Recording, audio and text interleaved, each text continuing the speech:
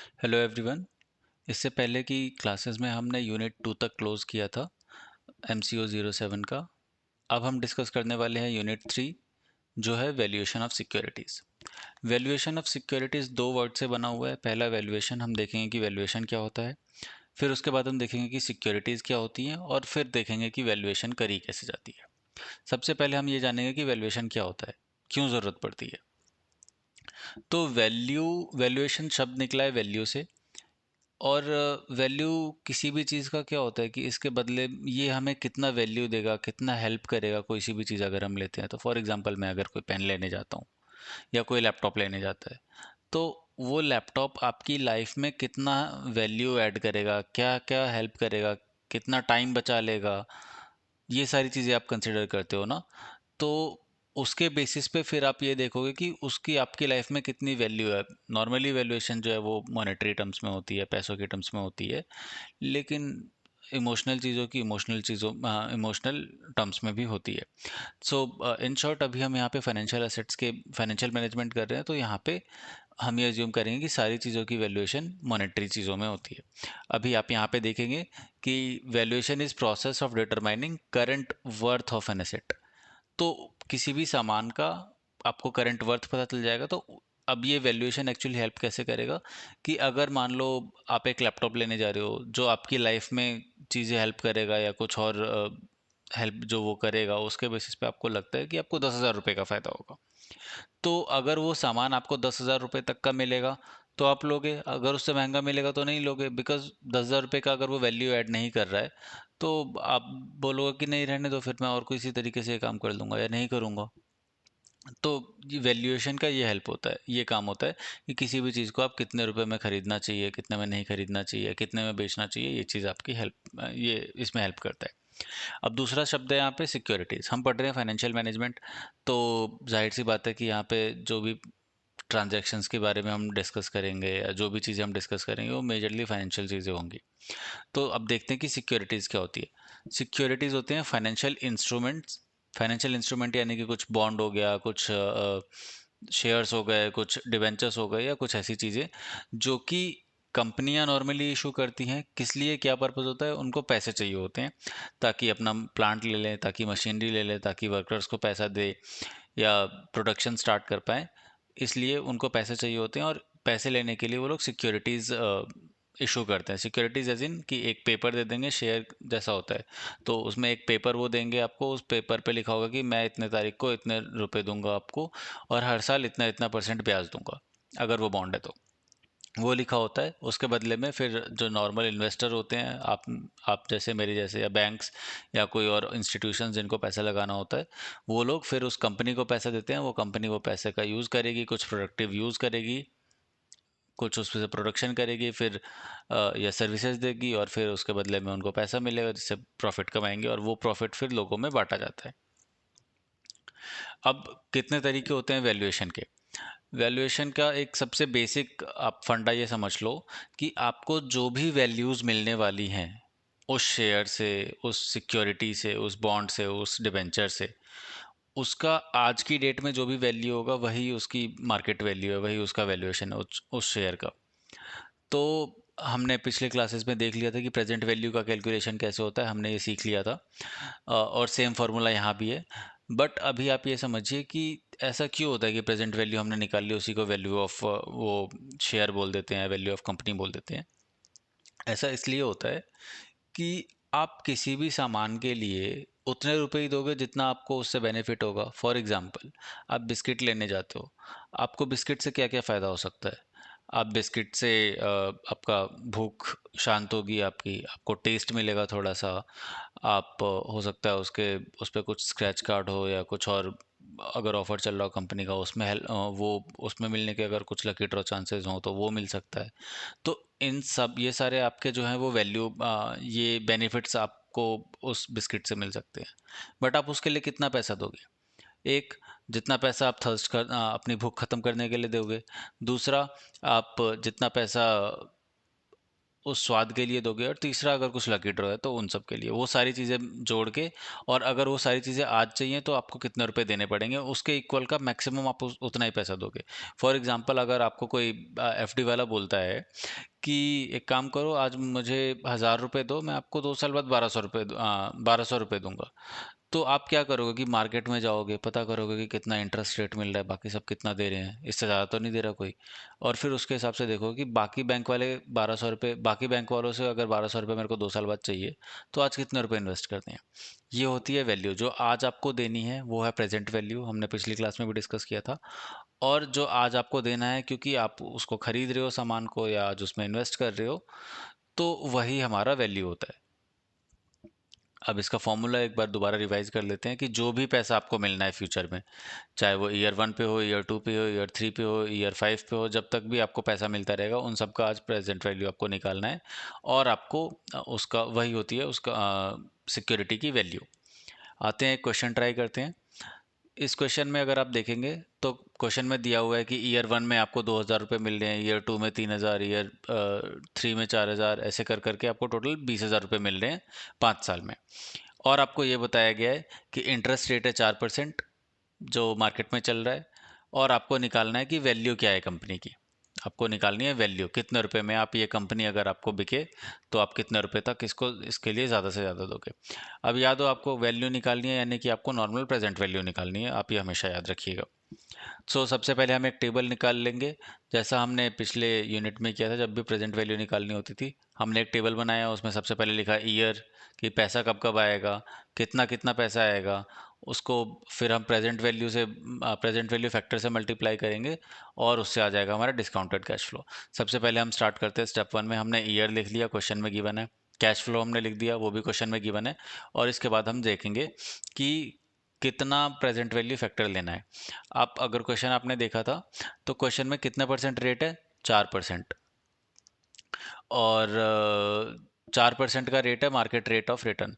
तो अब हम जाएंगे टेबल पे। यहाँ पे आपको 4% देखो, ये वाला साइड जो है, यहाँ पे आपको दिखेंगे रेट ऑफ इंटरेस्ट, और यहाँ पे आपको ये, यहाँ दिखेगा आपको नंबर ऑफ ईयर्स। तो आप सबसे पहले 4% ऑफ वाला रेट ऑफ इंटरेस्ट आपने यहाँ पे देख लिया, ये वाला है जो हाईलाइट हो रखा है, आपने ये वाला ले लिया। अब ईयर 1 में आपको देखो 0.961, ईयर 2 में 0.924, ऐसे कर करके आपको दिख रहा है कंटिन्यूसली। तो आप वो वाली वैल्यूज़ अपने अपने ईयर के सामने लिख दोगे कि इसका 962 हो गया, इसका 925, आपको 3 डिजिट तक लेना है जो पॉइंट के बाद। अब इसके बाद तो नॉर्मल है, पॉइंट प्रेजेंट वैल्यू आपको कैलकुलेट करना है, तो आप कैश फ्लो को प्रेजेंट वैल्यू फैक्टर से मल्टीप्लाई कर दोगे। ये क्या है, बी इंटू सी। कैश फ्लो है हमारा बी, पी ये फैक्टर है हमारा सी, इन दोनों को मल्टीप्लाई कर दिया तो आपको मिल गया डिस्काउंटेड कैश फ्लो। इन सब का टोटल कर दिया आपने, तो आ गया 17,462। यानी कि ये कंपनी जो कि आपको ईयर 1 में इतने का प्रॉफिट देगी, ईयर 2 में इतने का, ईयर 3 में इतने का, वो कंपनी अगर आपको कोई खरीदने को बोले, तो आप ज़्यादा से ज़्यादा 17,462 रुपये दोगे, इससे ज़्यादा नहीं दोगे। क्यों नहीं दोगे? क्योंकि इस कंपनी से जो भी आपको प्रॉफिट मिलने वाला है आगे आने वाले सालों में, उसकी आज की वैल्यू इतनी ही है। तो आप क्या ट्राई करोगे कि 17,462 से कम में मिल जाए। ज़्यादा से ज़्यादा आप 17,462 दोगे, इससे ज़्यादा आप इसके लिए नहीं दोगे। अब आते हैं, अगला कॉन्सेप्ट है बॉन्ड्स। अभी हमने देखा था कि सिक्योरिटीज़ क्या होते हैं, जिससे जो कंपनियां इशू करेंगी, उनसे उनको कुछ पैसा चाहिए होता है। नॉर्मल इन्वेस्टर उसमें पैसा लगाते हैं, कुछ टाइम बाद वो कंपनी पैसा वापस कर देती है, कभी कभी नहीं भी करती अगर वो शेयर्स हो तो उसी का एक टाइप है, सिक्योरिटीज़ का ही एक टाइप है बॉन्ड्स। बॉन्ड्स क्या होते हैं? बॉन्ड्स डिवेंचर्स सिमिलर होते हैं। अब इसमें देखते हैं कि क्या क्या है। कुछ कुछ टर्म्स यूज होते हैं। इससे पहले मैं आपको दिखाता हूँ कि बॉन्ड्स कैसा होता है आजकल। पहले तो पेपर पे बॉन्ड्स आते थे, वो लिखा हुआ आता था उसमें सारी डिटेल्स। बट आजकल चीज़ें ऑनलाइन रहती है, तो ये एक स्क्रीनशॉट है एक वेबसाइट का, जहाँ से हम बॉन्ड्स खरीद सकते हैं। देखते हैं कि इसमें क्या क्या इन्फॉर्मेशन है। सबसे पहले ये है कूपन इंटरेस्ट, कि इतने परसेंट रेट ऑफ रिटर्न आपको मिलेगा। याद रखिएगा कि इतना परसेंट रेट ऑफ रिटर्न, आप अगर ये बॉन्ड खरीदते हैं तो उस पर आपको इतना रेट इंटरेस्ट मिलेगा। दूसरा है रेटिंग है। रेटिंग मतलब कि कंपनी कितनी सेफ है, अगर आप ये बॉन्ड खरीदते हैं तो आपका पैसा कितना सेफ रहेगा। ये कोई एक क्रेडिट रेटिंग एजेंसी होती है, वो करके देती है। जैसे यहाँ पे इन्होंने केयर नाम की क्रेडिट रेटिंग एजेंसी से करवा रखा है। यहाँ पे लिखा हुआ है कि इंटरेस्ट पेमेंट कैसे कैसे आएगी, कितने टाइम पे ये लोग करेंगे, तो इन्होंने लिखा कि क्वार्टरली, हर क्वार्टर में एक एक बार ये पेमेंट कर देंगे। मैच्योरिटी डेट लिखी हुई है कि कितने साल बाद पैसा आपको वापस मिल जाएगा जो आप लगाओगे। इसके बाद और क्या लिखा हुआ है कि ये डिबेंचर्स है, अगला पेमेंट कब मिलेगा, कितने तारीख को ये अलॉट हुए थे, फिक्स्ड इंटरेस्ट है या फ्लोटिंग है। फिक्स मतलब कि जो यहाँ पे लिख दिया 9.9% उतना ही रहेगा फिक्स। यहाँ लिखा हुआ है कि फेस वैल्यू कितनी है। फेस वैल्यू यानी कि फेस वैल्यू किस चीज़ के काम आता है, दो चीज़ों के। एक, मैच्योरिटी पे नॉर्मली पैसा फेस वैल्यू के इक्वल मिलता है। अगर क्वेश्चन में लिखा हुआ है कि ज़्यादा देंगे तो ज़्यादा मिलेगा, या ये लिखा है कि देंगे तो कम मिलेगा, अदरवाइज नॉर्मली इतना ही मिलता है। और जो ये यहाँ पे लिखा हुआ है ना कि हम इंटरेस्ट देंगे 9.9%, ये 1 लाख पे कैलकुलेट होता है। तो 1 लाख मल्टीप्लाइड बाय 9.9%, और फिर क्वार्टरली ये पेमेंट करते हैं यानी साल भर में 4 बार, तो 3 महीने एक क्वार्टर के डिवाइड बाय 12, ऐसे करके कैलकुलेट होगा हमारा इंटरेस्ट। इसके अलावा भी कुछ कुछ डिटेल्स हैं यहाँ पे कि कितना पैसा ये लोग जुड़ा रहे हैं, कितना पैसा इन्होंने मांगा है, टोटल 175 करोड़, किसने इशू किया है, IKF फाइनेंस लिमिटेड, कौन सी कंपनी रजिस्ट्रार है, बिग शेयर सर्विसेज। तो ये सारी चीज़ें भी और एडिशनली दी हुई हैं। अब एक बार देखते हैं यहाँ से डेफिनेशन से हम देख लेते हैं कि क्या क्या है। डिबेंचर्स या बॉन्ड्स, कॉरपोरेट, या सो डिबेंचर्स या बॉन्ड्स, इसमें सबसे पहले कॉरपोरेट सिक्योरिटीज़ होती हैं जो कि डेट होता है। डेट यानी कि इन्होंने लोन लिया है, ये शेयर कैपिटल नहीं है उनका, शेयर्स अलग होते हैं। इन केस ऑफ बॉन्ड एक पार वैल्यू होता है, जो अभी हमने देखा उस पर 1 लाख रुपए लिखा हुआ था, जो which is stated on face, आपको दिखाया ना कि उसके ऊपर ही लिखा हुआ था कितना है। उसके बाद एक होता है इंटरेस्ट रेट, जितने रुपए पे हमें कंपनी इंटरेस्ट देगी। मैच्योरिटी पीरियड की कितने साल बाद हमें पैसा मिल जाएगा, इसमें 2027 लिखा होता है, नहीं 2 साल बाद जो मिल जाएगा। नॉर्मली ये मैच्योरिटी पीरियड 5 से 20 साल का होता है जब जब भी कंपनियां डिबेंचर्स या बॉन्ड्स इशू करती हैं, क्योंकि उनको लंबे टाइम के लिए पैसा चाहिए होता है। इसके अलावा इंट्रिंसिक वैल्यू या रियलाइजेबल वैल्यू या इकोनॉमिक वैल्यू, इसी को बोलते हैं मार्केट वैल्यू, इसी को बोलते हैं हम वैल्यू ऑफ बॉन्ड। यही सारी चीज़ें हैं वो जो हमें निकालनी होगी। तो ये क्या होता है, ये देखेंगे अगर यहाँ पे लिखा हुआ है कि present value of the expected cash flows, यानी कि आपको आगे कितना पैसा मिलने वाला है उसका प्रेजेंट वैल्यू। आपको जब आप बॉन्ड्स लोगे तो उसमें आपको एक ही बेनिफिट मिलेगा, वो रहेगा कैश फ्लो। आपको जो कैश मिलेगा हर साल मिले या कुछ टाइम बाद मिले, तो उन सब का प्रेजेंट वैल्यू जो आप निकाल लोगे तो उतने ही पैसे आप उसके बदले में दोगे, वही रहता है इसका मार्केट वैल्यू। अब यहाँ पे दोबारा से पार वैल्यू आपको समझ में आ गया, जो उसके फेस पे लिखा रहता है जिस पे इंटरेस्ट कैलकुलेट होता है। इंटरेस्ट रेट आपको समझ में आ गया जो आपको मिलना है। मैच्योरिटी कितने टाइम बाद आपको पैसा मिलेगा। टर्मिनल वैल्यू होता है कि जब मैच्योर होगा, जैसे इस केस में 2027 में ये मैच्योर होने वाला है। मैच्योरिटी डेट जनवरी 20 2027 में जब ये मैच्योर होगा तो कितना पैसा मिलेगा, ये होता है टर्मिनल वैल्यू। नॉर्मली जितना उसके फेस पे लिखा हुआ है उतना ही पैसा मिलता है।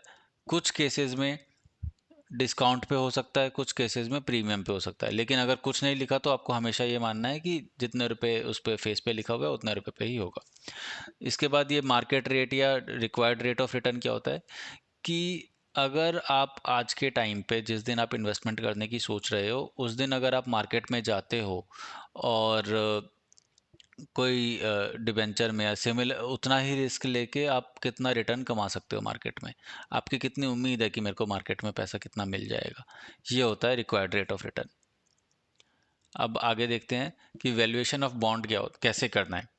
बहुत नॉर्मल है, सेम है जैसे अभी हमने देखा था बेसिक वैल्यूएशन मॉडल। इसमें आपको हर कुछ टाइम पे आपको पैसा मिलता रहेगा, ईयर 1 पे, ईयर 2 पे, ईयर 3 पे, ईयर 4 पे, जब तक वो मैच्योर ना हो जाए। जब मैच्योर होगा तो आपको एक टर्मिनेशन वैल्यू भी मिलेगी। आप ये भूल मत जाना क्योंकि क्वेश्चन में अलग से मेंशन नहीं होता और लोग बार बार इसको भूल जाते हैं जब भी वो प्रेजेंट वैल्यू निकालते हैं। अब एक क्वेश्चन देखते हैं। एक कंपनी इशू करती है 5% इंटरेस्ट वाला, 5% क्या है ये इंटरेस्ट रेट जो कंपनी देगी, ठीक है। 1,000 रुपए का बॉन्ड है, ये है फेस वैल्यू 1,000 रुपए, ये आ गया आपका फेस वैल्यू। और 5 years टू मैच्योरिटी, ये आपका है मैच्योरिटी टर्म कि 5 साल में मैच्योर होंगे। और other similar bonds are sold to yield 10%, यानी कि अगर आप मार्केट में जाओगे तो आपको 10% का रिटर्न मिल जाएगा। ये क्या है? Market rate. एंड इस वाले केस में क्या है कि हाफ ईयरली पेमेंट करेंगे, यानी कि हर 6-6 महीने पे आपको पेमेंट मिल जाएगा। तो अगर साल भर में 5% का ये लोग इंटरेस्ट दे रहे हैं तो 6 महीने में कितना देंगे? 2.5%। कैसे निकालेंगे वो? 5% मल्टीप्लाइड बाय 6/12, ऐसे करके आप निकालोगे कि साल भर में अगर 5% दे रहे हैं तो 6 महीने में कितना आ जाएगा? 2.5%। यही आएगा ना? तो अब हमें क्या करना है? बॉन्ड्स की वैल्यू निकालनी है। देखते हैं कि कैसे किया हुआ है। बॉन्ड्स की वैल्यू निकालनी है, यानी कि हमें सीधा सीधा प्रेजेंट वैल्यू निकालना है। प्रेजेंट वैल्यू निकालने के लिए हमने वही दोबारा से टेबल बना लिया। सबसे पहले लेफ्ट में हमने टर्म लिख लिया या टाइम लिख लिया कि कितने कितने टाइम पे पैसा आएगा, कितना कितना पैसा आएगा ये हमने लिख लिया कैश फ्लो में। इसके अगले टेबल में हम लिखेंगे कि प्रेजेंट वैल्यू फैक्टर कितना है और उसको मल्टीप्लाई करके हमें क्या मिल जाएगा? Discounted cash flow. अब देखते हैं सबसे पहले कैलकुलेशन कि कितने कितने टाइम पे पैसा मिलेगा। अभी इसमें क्वेश्चन में बोला था कि हम हर 6 महीने में आपको इंटरेस्ट देंगे, हाफ ईयरली लिखा हुआ था। तो पहला आएगा पेमेंट 6 महीने में, फिर 1 साल, फिर 1.5 साल, फिर 2 साल, ऐसे कर करके 5 साल तक पेमेंट आएगा और 5 साल के बाद मैच्योर हो जाएगा। तो 5 साल के बाद जो 1,000 रुपये हमने उसके डिबेंचर के फेस पे लिखा हुआ है वो 1,000 रुपये भी हमें मिल जाएंगे। अब ये हो गया। अब ये जो है इंटरेस्ट हमें कितना मिलेगा वो कैलकुलेशन करना है। तो ये कैसे करेंगे? 1,000 रुपये फेस वैल्यू है, 5% का इंटरेस्ट मिल रहा है और हर 6 महीने पे पेमेंट हो रही है, तो कितना हो गया? 25 रुपये। 1,000, इसको मल्टीप्लाई करेंगे 5% से, ये हो गया साल भर का इंटरेस्ट। और क्योंकि हम 6 महीने में ही पेमेंट दे रहे हैं तो फिर 6/12 कर देंगे। तो ऐसे करके हमारा आ गया 25 रुपये। हर बार इंटरेस्ट आएगा हर 6 महीने पे और लास्ट में जाके हमें 1,000 रुपये मिल जाएंगे। अब हमें क्या देखना है कि प्रेजेंट वैल्यू फैक्टर कितना है। प्रेजेंट वैल्यू फैक्टर के लिए हम क्या देखते हैं कि मार्केट में दूसरी कंपनियां कितना रिटर्न दे रही है। यहाँ पे कितना दे रही है? देखो, मार्केट रेट है हमारा क्या? 10%। तो 10% के हिसाब से हमें देखना चाहिए। लेकिन यहाँ पे एक ट्विस्ट है इस क्वेश्चन में। ट्विस्ट क्या है कि हमारी कंपनी जिसमें हम पैसा लगाने की सोच रहे हैं वो आधे साल में ही पैसा दे देती है, 6 महीने में ही। इंटरेस्ट हमें हर 6 महीने में मिल रहा है। तो अगर मार्केट में बाकी सारी कंपनियां 10% दे रही हैं साल भर के लिए, तो 6 महीने के लिए कितना देंगी? क्योंकि दोनों का कंपैरिजन हमें करना है। तो सेम होना चाहिए ना टाइम गैप, जिसमें हमारी कंपनी पैसा दे रही है और दूसरी कंपनी देगी। तो इसके लिए हम क्या करेंगे? वैसा ही एडजस्टमेंट करेंगे। जैसा हमने यहाँ पे 5% को 6/12 करके दिया, वैसे हम 10% को 6/12 करेंगे। और 10% को अगर 6/12 करेंगे तो कितना हो जाएगा? 5% आ जाएगा। तो हमें 5% वाले रेट लेने हैं। 5% का रेट ये रहा। अब 5% पे ईयर्स ये रहे हमारे। यहाँ पे ईयर 1 का है 952, फिर 907, 864, इन सब से हम मल्टीप्लाई करेंगे। तो यहाँ पे हमने सारे प्रेजेंट वैल्यू फैक्टर्स लिख दिए। अब इसके बाद हमें क्या करना है? प्रेजेंट वैल्यू नॉर्मल निकालना है। तो प्रेजेंट वैल्यू के लिए क्या करेंगे? इन दोनों को मल्टीप्लाई कर देंगे, कैश फ्लो को प्रेजेंट वैल्यू फैक्टर से कर देंगे, तो यहाँ पे ये सारा वैल्यू आ गया। अब इन सबको हमने टोटल कर दिया तो कितना आ गया? 807 रुपये। अब 807 रुपये हमने निकाल लिया, हमें पता चल गया कि चलो ठीक है जी, ये वैल्यू ऑफ बॉन्ड है। लेकिन इसका रियल लाइफ में यूज़ क्या है? कभी ये सोचा है? ये 807 रुपये आया, इसका मतलब ये है कि अगर ये बॉन्ड मेरे पास कोई सेल्स वाला लेके आता है कि आप ये बॉन्ड ले लीजिए, 1,000 रुपये आपको ये मिलेगा वो मिलेगा, हर 6 महीने पे आपको पेमेंट मिलेगी 25 रुपये, तो उसके लिए मुझे 807 रुपये देने चाहिए, इससे ज़्यादा तो नहीं देने चाहिए। तो अब इसके लिए मैं क्या करूँगा कि पहले सेल्स वाले से मैं अगर नेगोशिएशन करूँगा, उससे थोड़ा भोलताव करूँगा, मोलताव, तो उसके लिए पहले मैं ट्राई करूँगा कि 750 रुपये से बात स्टार्ट हो, कि उससे कम में दे दे तो और बढ़िया बात है। लेकिन अगर वो मेरे को बोलता है कि नहीं नहीं मैं 810 रुपये से तो कम में नहीं दूंगा, इतने रुपए का तो मेरे को पड़ रहा है और समथिंग, या मेरा इतना कमीशन चला जाता है, तो मैं नहीं लूंगा। क्यों? क्योंकि इससे 807 रुपये का ही सामान मेरे को आगे मिलने वाला है, इतने की ही वैल्यू मेरे को आगे मिलने वाली है। तो मैं अगर 807 का वैल्यू मिलने वाला है तो मैं 810 रुपये नहीं दूंगा, मैं 807 रुपये से ज़्यादा नहीं दूंगा उसको। तो ये वो चीज़ है कि ये सामान की इतनी वैल्यू है, अब इससे नीचे ही दूंगा मैं, इस रुपये से ज़्यादा नहीं दूंगा। अब अगला देखते हैं, एक एग्जाम्पल और देखते हैं। इसमें क्या है कि ये क्वेश्चन सेम है, जस्ट इसमें थोड़ा सा चेंज किया है मैंने, कि अगर वहाँ पे जो 10% का रेट लिया था मार्केट रेट, उसकी जगह 6% हो जाता है, तो क्या करेंगे? अब यहाँ पे एक बारी देखते हैं कि मार्केट रेट, यहाँ पे हमारे बॉन्ड का रेट क्या है? 5%। ये हमारा इंटरेस्ट रेट है। ये 1,000 रुपये क्या है? ये 1,000 रुपये हमारा फेस वैल्यू, ये है मैच्योरिटी टाइम, और 6% है हमारा जो बाकी मार्केट रेट है। ठीक है, तो इस केस में हम क्या करेंगे, इस केस में फिर दोबारा वही प्रेजेंट वैल्यू निकालेंगे, सारी चीज़ सेम रहेगी, जस्ट एक चीज़ चेंज हो जाएगा कि मार्केट रेट चेंज हो गया है। अब पिछली बार हमने क्या किया था कि 5% का पी वो फैक्टर जो लिया था टेबल में से देख के 5% पे लिया था। अब इस बार क्या करेंगे, क्योंकि रेट चेंज हो गया है और बाकी सब सेम है, हाफ ईयरली पेमेंट भी आ रही है, तो हम क्या करेंगे मार्केट रेट निकालने के लिए कि कितना परसेंट पे देखना है, वो 6% मल्टीप्लाइड बाय 6 महीने में हमें पेमेंट आ रही है, डिवाइड बाय 12, ये आ जाएगा 3%। ठीक है, तो हम 3% वाला टेबल देखेंगे, 5% वाला इस बार नहीं देखेंगे। अब देखते हैं इसमें क्या किया हमने, सेम कैलकुलेशन करी है कि 25-25 रुपये का हमें इंटरेस्ट आएगा, हर 6 महीने में हमें पैसा मिल जाएगा, लास्ट में 1000 रुपये मिल जाएंगे हमें, ये वाली कैलकुलेशन हमारी यहाँ हमने कर ली। इसके बाद मेन आता है कि हमें इस वाले टेबल में क्या लेना है। तो इस बार क्या था कि 6% का रिटर्न दूसरी कंपनियां साल भर में दे रही हैं और हमें 6 महीने में पैसा मिल रहा है, तो 6 महीने में कितना इंटरेस्ट दे रही हैं दूसरी कंपनियां, 3%। तो हम ये वाली वैल्यूज यूज करेंगे, ये वाली जो 971, ये जो डार्क किया हुआ है ये वाली वैल्यूज यूज करेंगे, ईयर 1 में 97.971 और ईयर 2 में 943, ऐसे करके।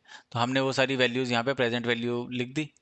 अब हमें क्या करना है प्रेजेंट वैल्यू निकालने के लिए, नॉर्मल दोनों को मल्टीप्लाई कर दो, आपका आ गया, ये दोनों को मल्टीप्लाई किया, इन दोनों को टोटल कर दिया तो 958 आ गया। तो ये वाला बॉन्ड की वैल्यू कितनी हो गई अब, 958 रुपीज़। क्या चेंज हुआ था, देखो बॉन्ड में कोई चेंज नहीं हुआ है, यही हमारी वैल्यू है। अगर आप देखोगे इस क्वेश्चन में तो बॉन्ड में कोई चेंज नहीं हुआ, बॉन्ड 1000 रुपये का पहले भी था, 1000 रुपये फेस वैल्यू का अभी भी है, 5% इंटरेस्ट रेट पहले भी दे रहा था अभी भी दे रहा है। ठीक है, और 6 महीने में पहले भी पेमेंट कर रहा था अभी भी कर रहा है।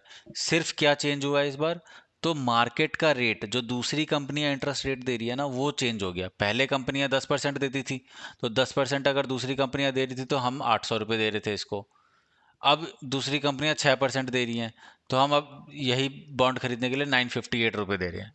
यानी कि अगर दूसरी कंपनियां कम दे रही है इंटरेस्ट रेट, 10% की जगह 6% हो गया, दूसरी कंपनियां अगर कम दे रही हैं तो हम उसी चीज़ के लिए ज़्यादा पैसा देने को तैयार है। पहले 800 रुपये दे रहे थे, अब 958 रुपये दे रहे हैं। यानी कि अगर मार्केट रेट कम होता है तो प्राइस क्या हो जाता है, बढ़ जाता है। अब ये देखिए, अगर मार्केट रेट ज़्यादा है, हायर है, तो फिर जो हमारे बॉन्ड की फेस वैल्यू है उसकी प्रेजेंट वैल्यू वो कम हो जाएगी। अगर मार्केट रेट कम है तो फिर उसकी वैल्यू क्या हो जाएगी, बढ़ जाएगी। और अगर सेम है तो फिर इक्वल, ये कूपन रेट के बराबर है तो फिर दोनों सेम ही रहेगा, तो फेस वैल्यू के बराबर ही रहेगा। एक चीज़ का और असर आता है कि आप कोई सा भी बॉन्ड कितने रुपए में खरीदोगे, ये किस चीज़ से असर आता है, ये आता है कि मैच्योरिटी टर्म कितनी है।